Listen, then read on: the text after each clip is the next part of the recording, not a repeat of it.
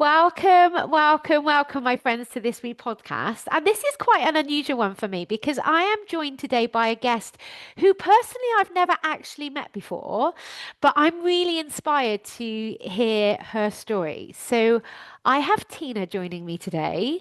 I'm going to let her explain more about herself in a second. But when I was looking up the email that said about coming on today and your LinkedIn profile, and your website, you're a qualified barrister and solicitor. You were a woman in business mentor at some point in 2022, it looked like. Um, so, oh my gosh, my imposter syndrome has just kicked in big style because clearly you are a very clever lady. And I've got this limiting belief that I'm just not clever at all. So, welcome to my podcast, Tina. Well, welcome. We're all clever, just all in very special ways. I love that. Thank you. I love that you said that. So tell me a bit about yourself. Okay, so thank you first of all for the very massive introduction. Now I've got imposter syndrome. Are we talking about the same person? It's funny, isn't it? So yes, I'm Tina, and I'm the head of employment law. I really do enjoy employment law, and I think that is partially why I'm successful in bringing about news and talking to employees and employers. So employment law is my thing. Love it. Now, everyone assumes that must mean I've got the brains of Britain. Actually, I don't. So I want to put that out there. I'm very, very good at employment law, but I'm probably not much good at anything else. But I do live life to the fullest as best I can. I've got a range of qualifications, and I'm really proud of those qualifications because they're really hard to get. There's a lot of grafting involved, and you have to have constant words with yourself, and you have to try so hard against so many other people to stand out and be seen and be offered opportunities along the way. So I'm from a town called Telford, which is in Shropshire. Yeah. And that is where I was raised by my late parents. So I lived above a shop in Telford. So my dad had the traditional corner shop, if I should say it like that, with my three siblings. And we had a great life, actually. It was a lot of fun. All the school kids thought it was cool that we lived above a shop and didn't live in a traditional house. But it came with lots of challenges because obviously it was quite a small house, a small flat above the shop. But my parents were fabulous people, and that transcends in all my siblings because we're a part of them. So they were great individuals, but sadly they did both pass away when I was in my 20s. And that was when my mum was 49 and my dad was 15, quite close together. And when I think back now, at the age of 44, I think, God, I was young when they passed away. And life brought about a new set of challenges then. And those challenges meant coming out of the darkness and actually having a belief that you can continue in your life and you can get over what is the most difficult pain, but you can still flourish and still carry the loved ones in your heart. So those challenges took me all the way to my 30s. And when I reached my 30s, I definitely felt like Tina had arrived in her own space. And I think from then, I really focused on having a career that I wanted to enjoy, not because I needed it on paper or it was the right thing to do, but I wanted a career that would get the best version of me and could also utilise what I enjoy. And essentially, I'm a little bit of a problem solver. I love a problem. Can't do crosswords, can't do word searches, but give me an employment problem and I'm very focused and I very much enjoy that. So that's how I ended up getting my qualifications. I worked really hard to get them and put my faith in me to get them. And thankfully they did pay off as well. Yeah, that's so incredible. So tell me, take us back a little bit to like how did it start? Like how did you get into, because you've got a number of different qualifications I noticed, Yes. and psychology and criminal psychology, I think being one of them.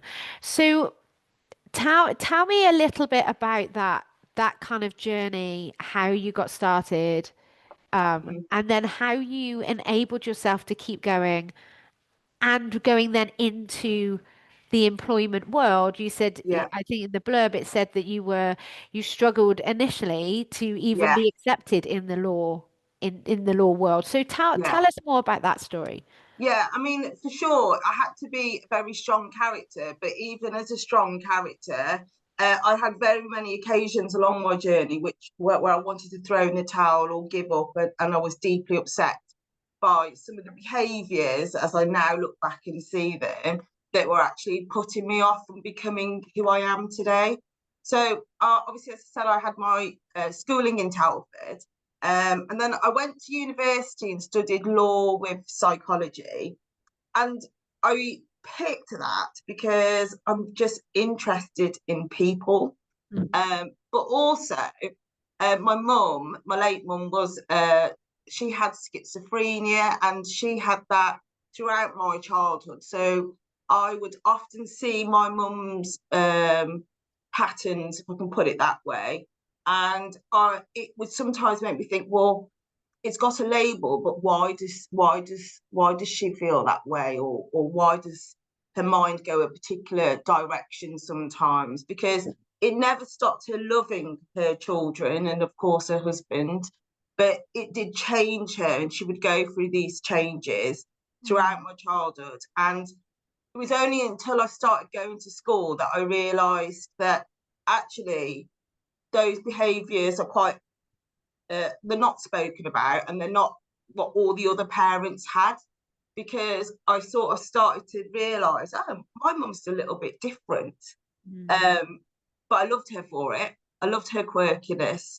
But ultimately, I think you don't realise these things until you're in a space where you see differences.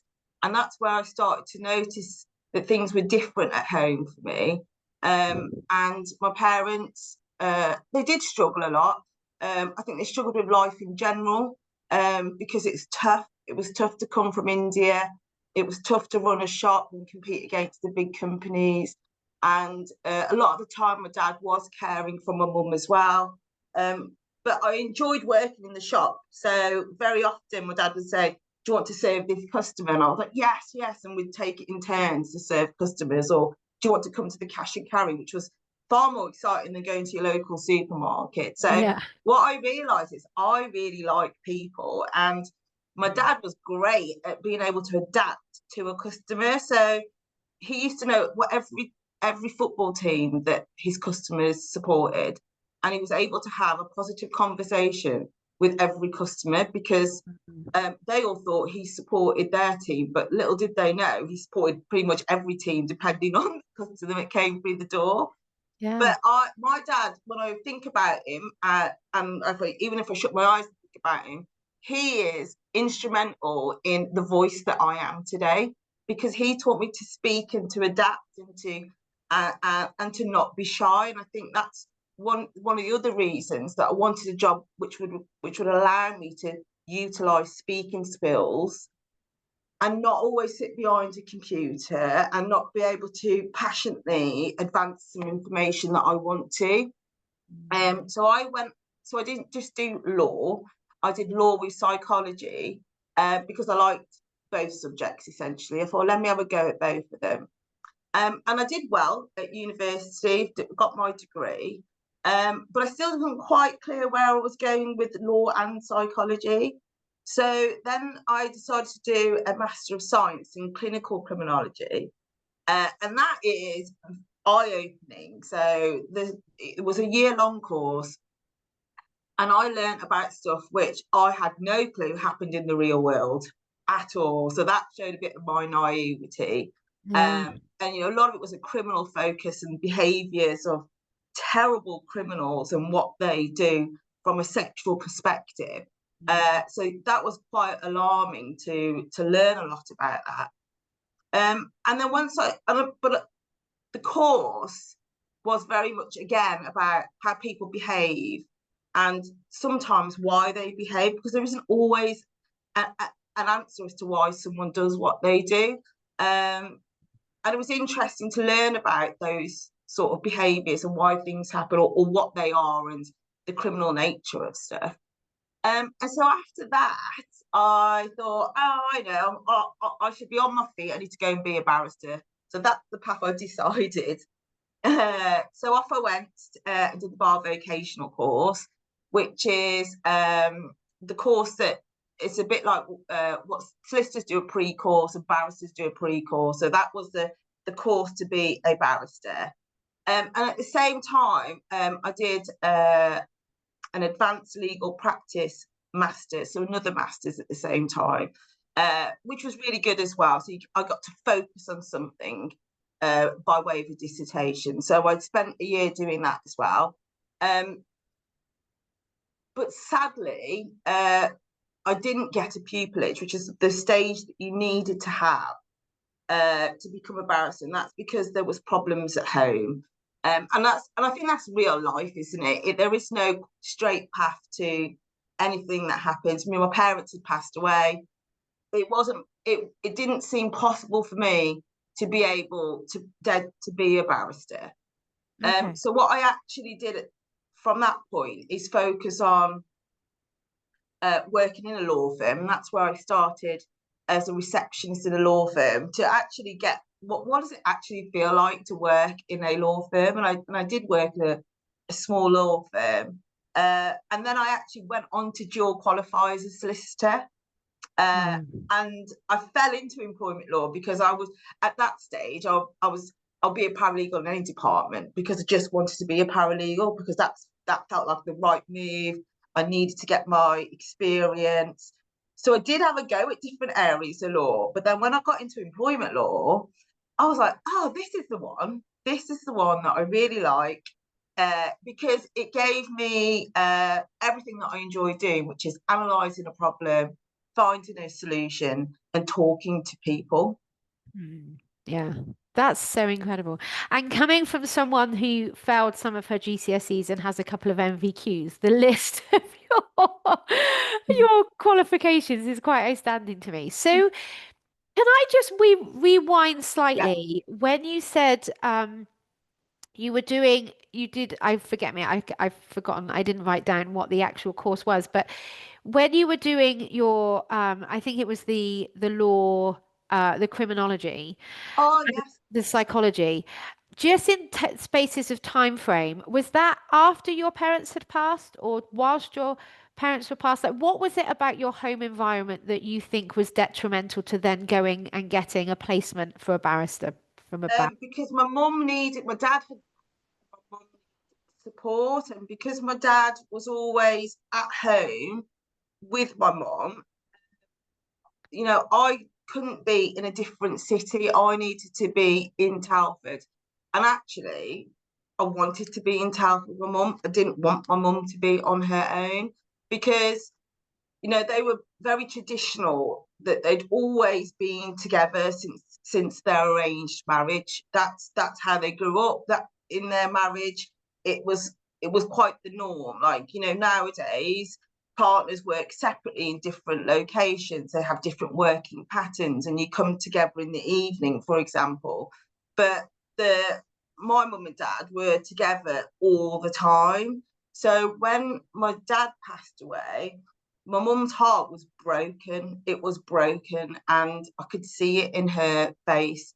And she tried really, really hard to put on a brave face, but ultimately she was super lonely as well. But I lived with my mum, and I knew I wanted just to be with her at all times. So when I took another job as a receptionist, I was able to travel home at lunch times and have my lunch with mum. I'd finish work and stay in the evenings with mum. So I didn't really socialise at that time either, because I just wanted to make sure my mum knew that I was around.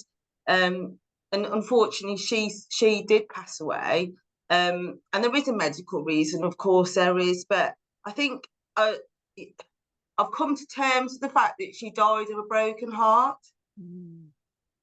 Mm.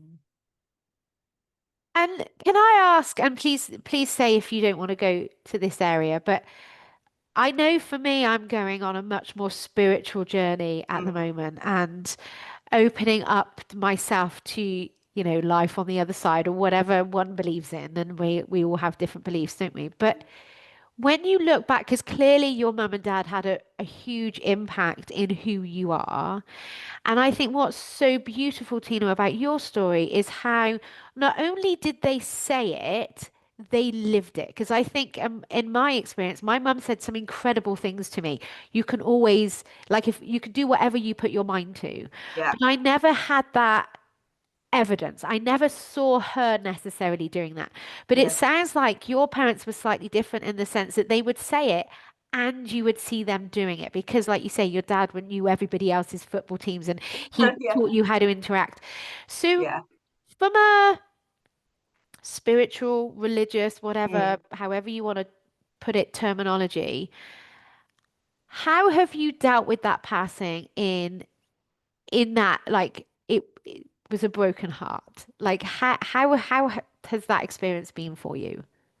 Well, it was really, really hard because my parents uh, didn't have a significant family here. And like I said, me and my siblings were in our early 20s, which I now think is still, you're still a kid when I mean, I wouldn't have thought that at the time, Yeah, but now I'm like, oh my God, I went through a lot. And all my friends had parents and grandparents and aunties and uncles, and so you could feel very, very isolated. Um, and also, we had a lot. They had a lot. there we go. Sorry, we just had a little technical hitch there, I think on my side with Wi-Fi, but we'll carry on with our conversation. Yeah, so you were saying they didn't have any significant family, so you really chose to be there in your early 20s at that time. Yeah, and I think that's different. I appreciate the importance of family because I've got nephews and nieces now, and I'm very involved in their upbringing, and I enjoy them, and it feels nice that they have that. But I remember when my parents passed, that there wasn't any significant family, so there was nobody ever checking on Mm. us. And because they were living on very little income, the struggle the struggle carried on for several years past them dying, really, because it's not it was just really, really hard to get through life and to keep smiling and to not want to rewind it back, because of course we can't rewind life Mm. back, but you can want something at that age so desperately that you think it will rewind back, but it doesn't. And I think, you know we're very good now at being transparent, and we talk about things with our friends, we talk about things even with your colleagues at work. But I just remember people saying, sorry to hear your mum's passed, and then that was it. Or sorry to hear your dad's passed, and then that was it, really. And I think that because our circle was, my friends all had their uh, big families around them. Like, you would feel it, of course you do, but you don't want anything bad to happen to them. But you feel quite isolated, and then to go on and want to have a big career with no secret connections or with no, support behind you, those ladders are harder to climb. But I definitely felt uh, sad for many years that I was pretending to be happy when actually I was quite sad Mm. a lot of the Yeah. time. And isn't it incredible how we do that as humans? How Yeah, we It's almost like we wear a mask, isn't it? And yeah, it's like we have to be happy and positive, and it's just absolute toxic bullshit. Because when we've lost someone that we yeah. love, it is so appropriate to grieve. Um, so it's the most purest loving emotion, I Mm, think, when we've lost someone that we love so deeply, yeah. and yet we don't tend to allow ourselves to go through that process. Like, right, sort of, let's just carry on, put on a brave face and crack on with Yeah. it. So then what happened? Tell us about this ladder that was challenging to Really climb. hard to climb. Yeah, because I mean, one of the things my dad used to say quite a lot, they were very open in the sense that they knew that if you want to be something in your life, and in my dad used to say, if you don't want to get married, that was his one liner, Yeah. because he still believed in, getting two people together and off you go and get married and be happy forever, like him and my mum. He said you need to get really good at something, and I used to speak to my dad in the shop about things that I could be good at. But he'd always say, "You'll know when you're good at something because you'll find it easy." Oh, that's a good Uh, and thought. and but of course, you know, when you're younger, you think I can do anything and I can do Yeah. everything. So I went through wanting to be a policewoman or police officer. That's the right word now. To Yeah. cabin crew, uh, to being a lawyer. I went through lots of different things, but just because there was something about anything that I picked that was appealing, but not really knowing what I really want to do. But what I did know, which I was very, very clear about, is that I want to do something which means I get interaction with people. That was really important to me, because I know I would get bored if I don't have interaction. I can switch off. So that was something that I knew I wanted to get involved in.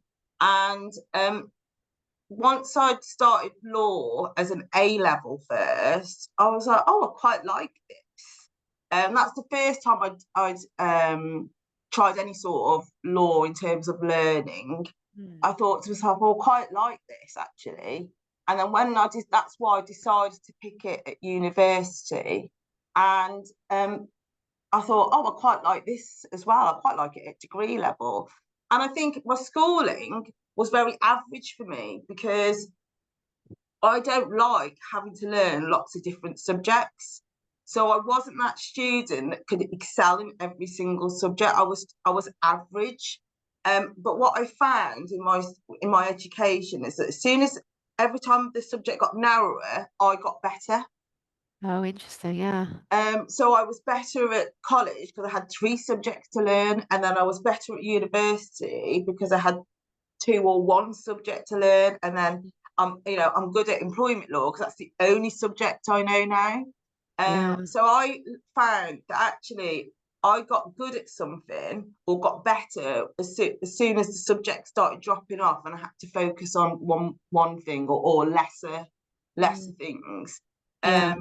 So when I used to think about my dad saying you need to be really good at something, that's what drive the university degrees. But then the real struggle, wasn't applying myself to learning because I like learning. Yeah. It was convincing law firms that I'm worth a shot. That's where the real struggle come in, because and it's very, very difficult. It doesn't matter if you've got an outstanding CV or an average CV. When I was going through the process, there didn't seem to be any rationale as to, other than what I assumed was you faced it or it didn't, or Right.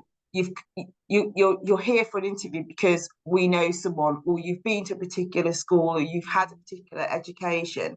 That's how it certainly felt, and it was very, very difficult. I had so many rejections for paralegal roles, because a lot of students, once they finish university, will go looking for a paralegal role. And that's, but I had so many rejections.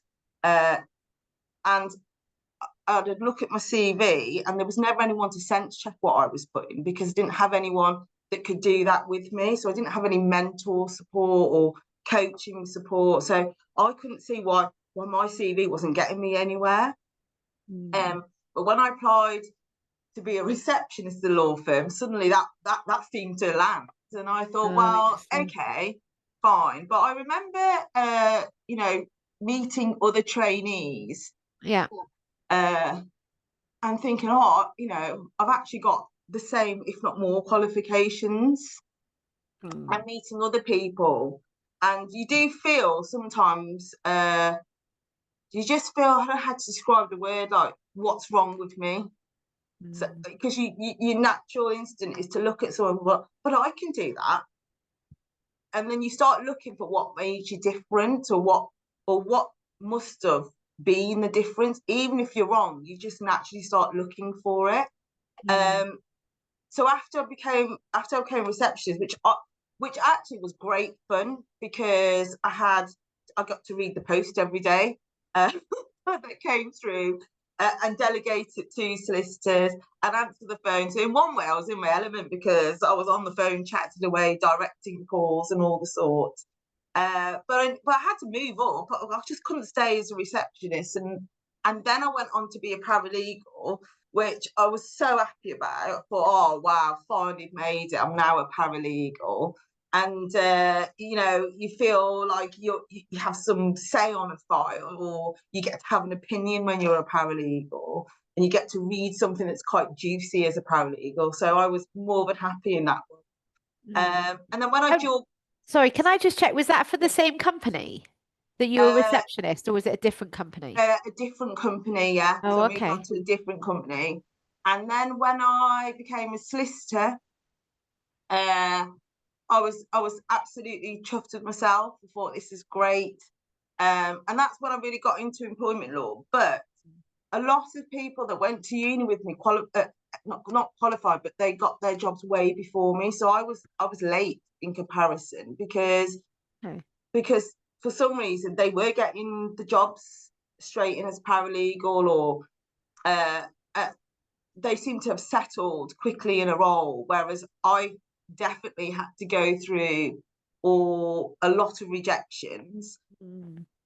But one of the best things about what happened to me is that by having nearly every role in a law firm, I feel very connected to individuals in the law firm, because I have been a receptionist. I was a secretary as well, so I've done the audio typing.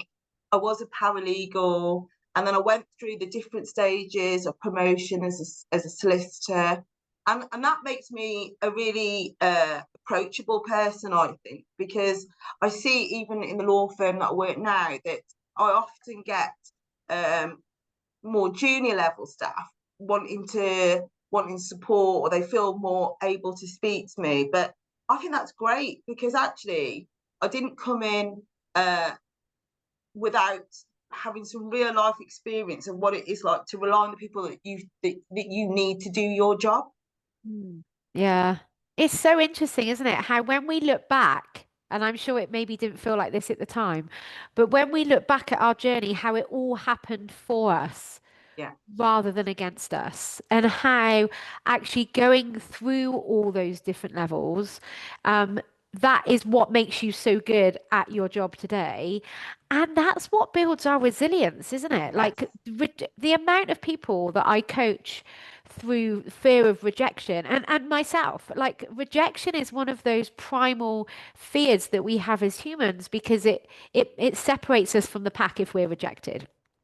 That primitive part of our brain hates it. But having gone through it and through it and through it, I mean, what is your view now of rejection, having gone through that uh, many? to be honest, it just bounces off me. I'm like, okay. I mean, in terms of rejection now, one of the things, it can crush you, rejection. It really can, and it can weigh heavy on your mind. It can give you those sleepless nights. But you've got to remember, rejection is one person's view on you. It's not the world's view on you. It's one Yes. person's view, and that view could be tainted with subconscious bias. It could be made simply because there is someone that they want to put in that position, and it's not you. But as an individual, you will go through so many different motions when you're rejected. Mm. And I did, because I honestly thought, I don't know why I'm bothering with this. It's an absolute farce. This career is just for a certain individual, and I'm not that person. Yeah. Um, but I didn't actually have an alternative, so I had to stick with it. Yeah. And Um, it is fascinating, isn't it? How some careers or some job titles, I think the finance industry is changing, but it's like this. Like when I think of a solicitor, I think of that like middle-aged white man with yeah, slightly graying hair. who lives in a big mansion in the countryside. And like Yeah. you are not that stereotypical image. And it's the same with finance. When you think about a wealth planner or a financial advisor, Accountant. yeah, or Yeah. accountant, and you're just like, isn't it crazy how we have these images as if I don't know, as if Yeah. being a woman and an Indian woman makes us less able to do that job. I mean, it is when you think about it logically, it's absolute bullshit, isn't it? It is.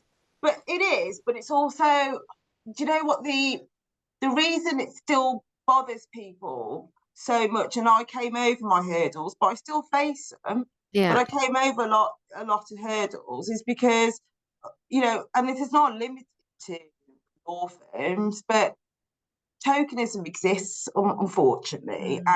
and some employers will say they believe in EDI, but they don't actually live EDI.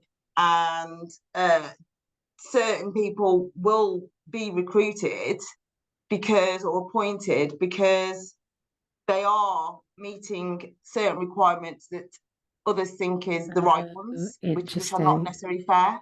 Yeah. So like a tick boxing exercise. Because it were, I mean, being a white British woman, I wouldn't have the same experiences that you have. So it wouldn't, I mean, there are just the fact that we're women, there are it's just it's the same with men. We've got conditioning, they've got conditioning, but it is fast. So has that been your experience at all, having I have felt it. That's being brutally honest. I have felt unheard and unseen, Mm. um, and I've felt uh, suitable when needed, uh, and that's a hard feeling to put to bed when you feel that way sometimes because you want to be someone that's respected for what you bring to the table. Um, you don't want to be a person that is there to fill a quota or to appear a particular way on the outside. But also, you don't want to be rejected because you didn't go to a particular university, and it's a lot.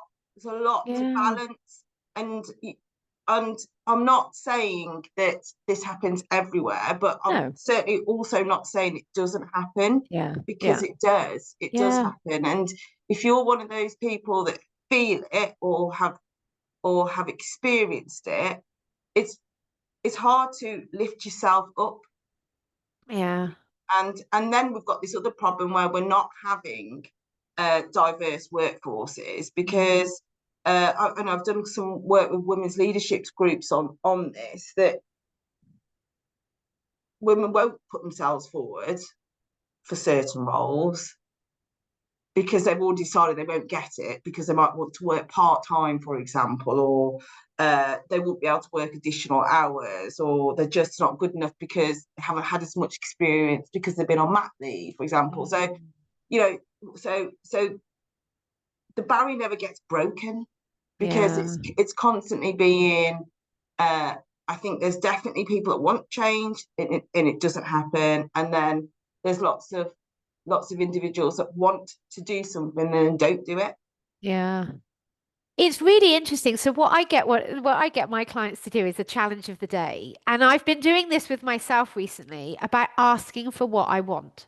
Yeah, Because I think that whole playing small, not asking for what we want, not asking for what what our worth is, yeah, we continue to enable the society and that difference in pay, in pensions, in all of yes, it, because we're not actually asking for what we want. And that's, for me, that's something that I feel quite passionate about as women, yeah, not from frustration, not from aggression, but from a real place of empowerment and love. mm, I can do that job. Like yes, if yeah, it and if I don't ask for it, I am not going to get it.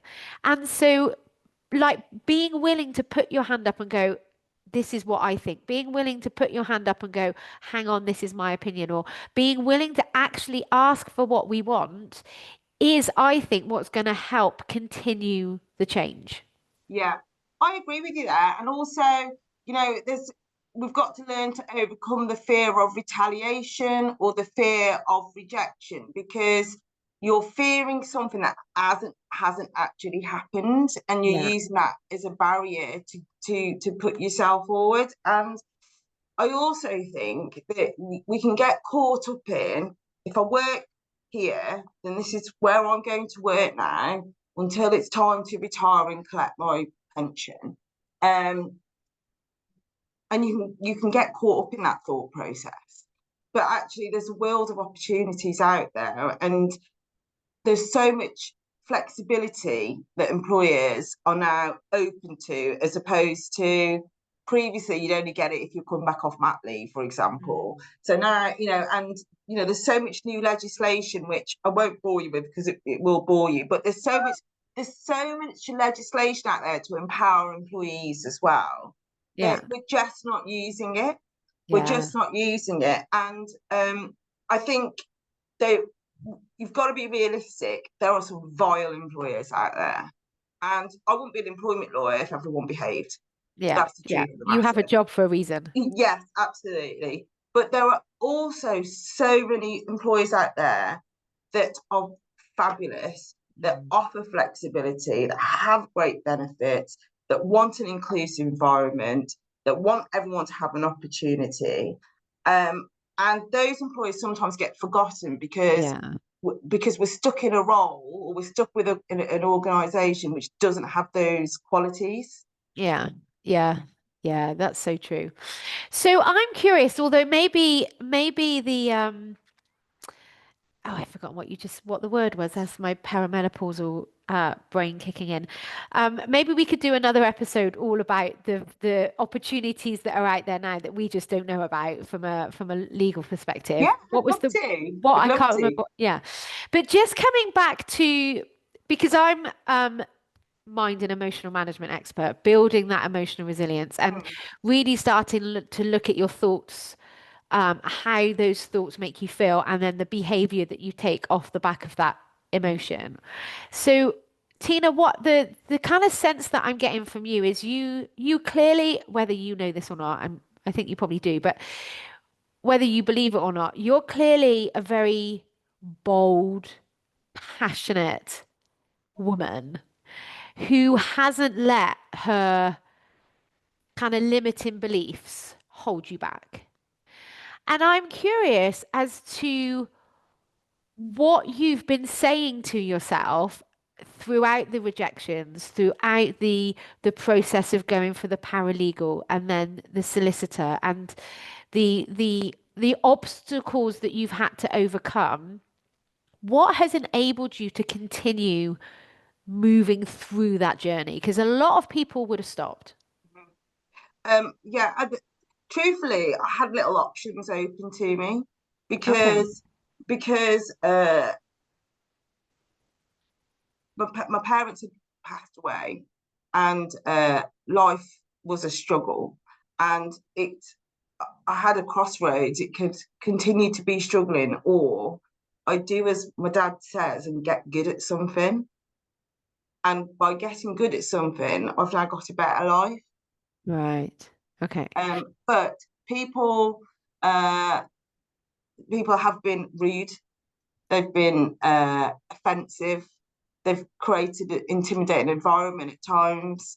Uh, so, and I haven't easily batted it off, but Mm. I've had to stay focused, and also remember that those behaviours are not okay, and they're actually a bad behaviour of that person. But not, and believe that not everyone's like that. And I think I got that from working in the shop with my dad, because people were nice. People from all Mm. walks of life would walk in on the Yeah. way to work, on the way to college, if elderly coming in for a stamp, and that's the truth, or their morning paper. And so there are being grown up in a shop has allowed me to see that not everyone is the same. So, and you are going to get those people that are just not nice. Yeah. So what the two powerful sentences that I think then that you have, maybe even slightly unconsciously, but they you just say them as if it's a fact, are one, not everybody's like that. So when you do come across somebody who isn't behaving, nicely, then you're able to just remind yourself not everybody is like that. And I think that's really key because we can really buy into, oh, that's the way men are. Oh, that's the way women are. Oh, Correct. that's the Yeah. way they are. Or that's the way. And it's just not true. Not everybody's like that. And also, this absolute drive, and you created this focus because you were thinking, I'm gonna get good at something. Yeah. Like, Yeah. I'm gonna get good at something. That created this real focus in you. And it was that focus that then allowed you to take the actions of batting off the rejections, of not Correct. taking on other people's points of view, of not Yeah. letting other people stop you, Yeah, which is so absolutely. powerful. Yeah. And I think it's okay to think, someone's status doesn't mean that they're right. Yes. Because I've heard some crap come out from some people that I don't know. I'm just bemused. I'm like, how on earth can you say that? They they make an assumption, or they use their power to for thought process to be one particular way. Yeah. But that's not the real world. We can say what we want within reason and in the right Yeah. environment. Yeah. And you're born with your own voice, and you have Mm. you're it's okay to have an opinion. It's Yeah. okay to disagree, but we need to get better at that, because we're more about agreeing to keep the peace, which is right in certain scenarios, rather than upsetting a thought process. And the reason we don't do it is because we think it's upsetting, Yeah. but it's not. It's having an alternative opinion. And Yeah. I think we could all do with a bit of how to handle a difficult conversation, or how to stand out from an opinion that's against everyone else's. And I think we just don't always have the tools, so we don't say nothing. Yeah, yeah, that's so good. So, have you ever had coaching? I mean, you were a mentor at one point. Have you Yeah, had coaching or mentoring in your career? no, but I think, but I no, I haven't. But I I talk about my dad's shop. That was a great environment to learn about people Yeah. from, and also growing up with my parents and them having their challenges, their real life challenges, financial challenges, medical challenges, meant that they showed that not everything's always rosy, but it doesn't mean you have to be unhappy and you can't speak and you can't do something that you want. And that's real life, actually, isn't it? Yeah, yeah, yeah. And also, I love the fact that, like you just said earlier, um, just having an understanding that people can have opinions.